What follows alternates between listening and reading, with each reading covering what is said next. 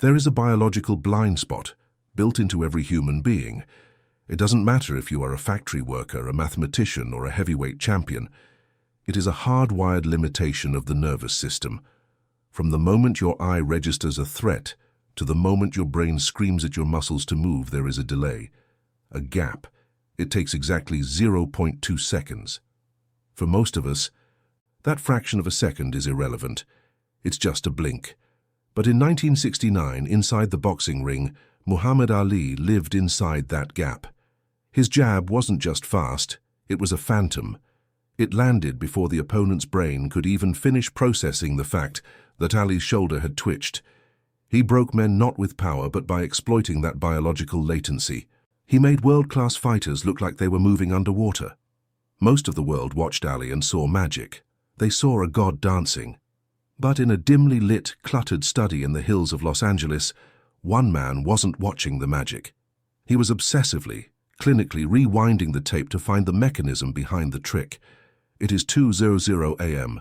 The air in this room is heavy, smelling of stale coffee, old paper, and the ozone scent of overheating electronics. The only light comes from the flicker of an 8mm projector that has been running hot for 4 hours straight. Bruce Lee is sitting on the floor, surrounded by piles of anatomy books, Gray's Anatomy, kinesiology textbooks, physics papers. He isn't watching Ali's glove. He is watching the empty space before the punch. He is watching the rhythm. Sitting on the leather couch behind him is a man we will call the coach. This is a man who has spent 30 years in sweaty gyms. He has taped the hands of Golden Gloves winners. He has seen heavyweights crumble, and he has seen egos shattered. He represents the establishment, the old guard, the belief that fighting is about grit, chin, and raw power. And right now, he is exhausted. He is watching Bruce rewind the footage of Ali versus Cleveland Williams for the 50th time, and his patience has finally evaporated. To the coach, what Bruce is doing borders on blasphemy. You don't dissect Muhammad Ali. You don't try to reverse engineer a miracle. Ali is a genetic anomaly. He is one of one. Trying to find a system inside Ali's movement is like trying to catch smoke with a pair of chopsticks. It's arrogance. The projector clicks. Whir. Stop. Rewind. Click. Whir. Stop. The repetition is maddening. The coach shifts on the couch, the leather creaking in the silence. He finally snaps. He leans forward, his voice thick with skepticism and fatigue. He tells Bruce to turn it off. He says that Bruce is chasing a ghost. The man is a phantom, Bruce, the coach says, gesturing at the frozen, grainy image of Ali on the wall. You cannot time a ghost. You can't teach what he has. He was born with it. You're looking for a secret door that doesn't exist. The room goes quiet. The projector hums, a low mechanical drone that underscores the tension. This isn't just an argument about boxing. It is a clash of philosophies. The coach believes in the intangible gift of talent. Bruce believes in the physics of the human machine. One sees art, the other sees math. Bruce doesn't argue immediately. He doesn't raise his voice. He simply reaches out and flips the switch on the projector. The fan spins down. The room plunges into a sudden, ringing silence. Bruce stands up. He is smaller than the heavyweights on the screen, lighter, but his presence fills the room instantly. He walks over to the light switch and flicks it on. The sudden brightness is jarring. Bruce turns to the coach. His face isn't angry, it's curious. It's the face of a scientist who is about to prove that the earth isn't flat. It's not magic, Bruce says softly. It's rhythm. Ali isn't faster than light. He just moves when you are blinking. He moves in the gap. The coach laughs, a short, dismissive sound. He stands up, stretching his back, ready to leave. He tells Bruce that theory is fine for the books on the floor, but in the ring, theory gets knocked out in the first round.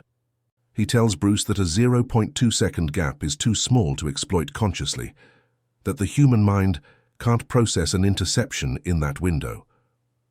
Bruce looks at the older man. He steps into the center of the room, pushing a stack of books aside with his foot. He creates a small clearing on the rug.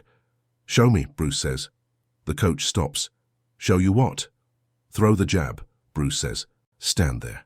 Throw a snapped technical jab at my face, not a street swing, a boxer's jab." The coach smirks. He looks at Bruce's hands, which are hanging loosely by his sides. No guard, no stance, just standing there, completely open. It feels like a trap, but the coach is confident. He knows the mechanics of a punch better than he knows his own children. He knows that from a standing start, a trained hand can bridge the distance to a target in less time than it takes to inhale. "You want me to hit you?" the coach asks, skepticism turning into a challenge. "I want you to try," Bruce corrects him. The bet is simple, unspoken, but clear.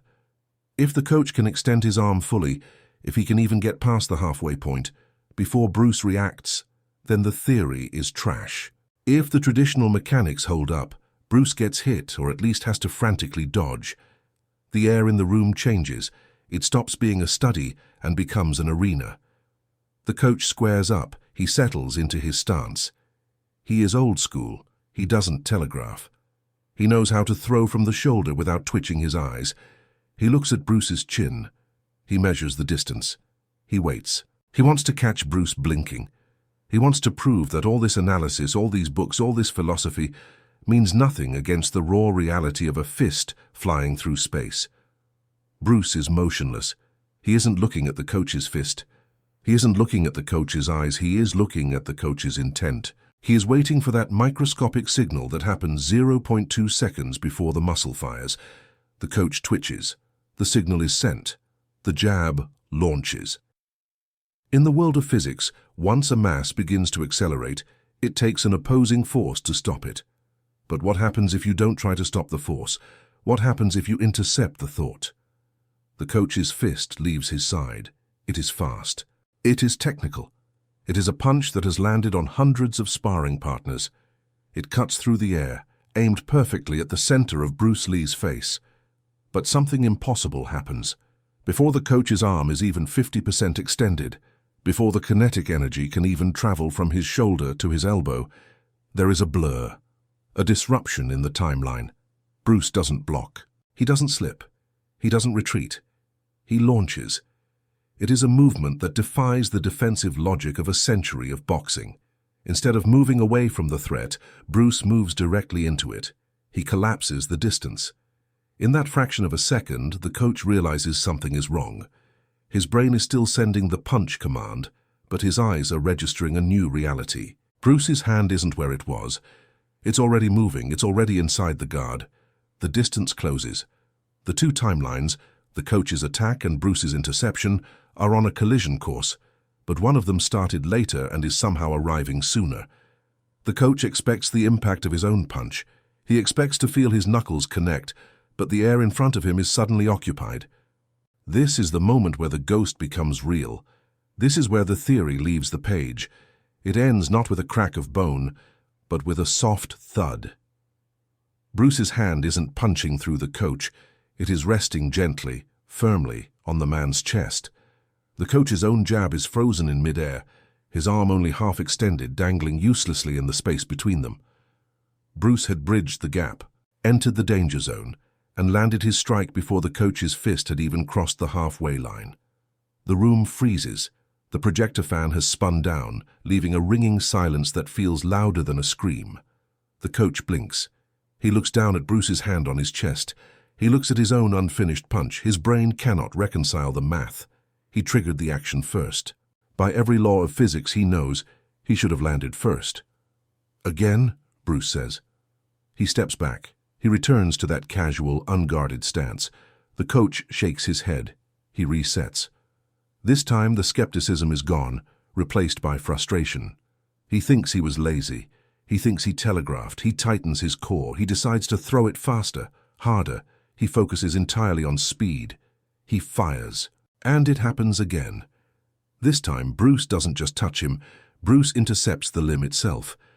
As the coach's shoulder rotates, Bruce's lead hand shoots out like a cobra, checking the bicep, stopping the motion at its source. It is the stop hit. The physical manifestation of a paradox. Attack is defense. Defense is attack. The coach stumbles back. The air in the room has shifted from the smell of stale coffee to the sharp scent of cold sweat. He isn't looking at a martial artist anymore. He is looking at something he doesn't understand. The fear in his eyes is real.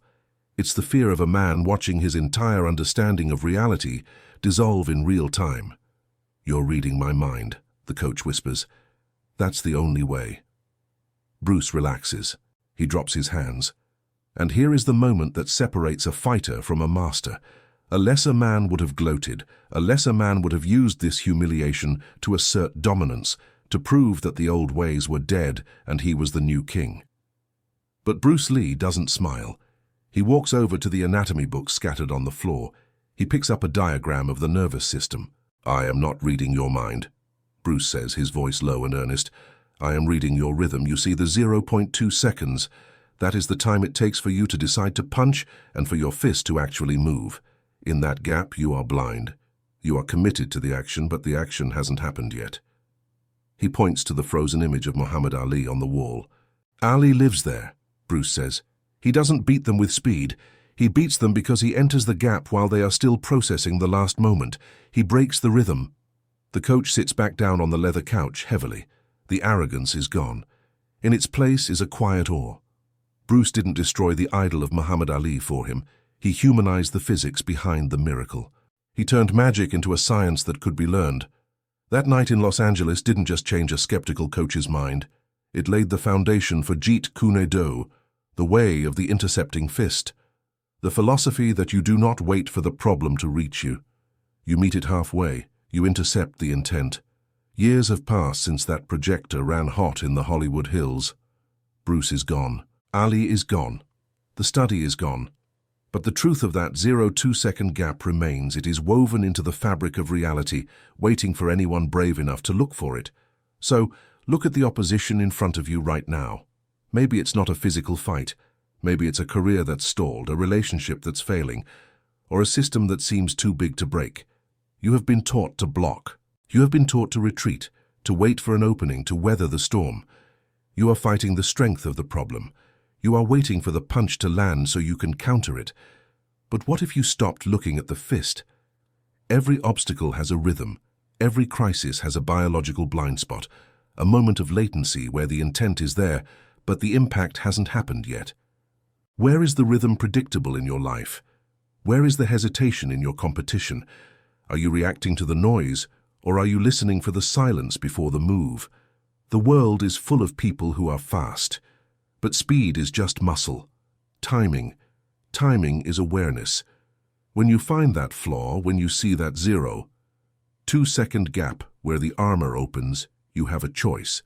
The same choice Bruce had in that dimly lit room. Do you use that advantage to humiliate? Do you use it to crush the opposition and feed your ego? Or do you use it to stop the fight before it begins? Do you use it to elevate the game? The gap is there. It's waiting. You just have to stop blinking.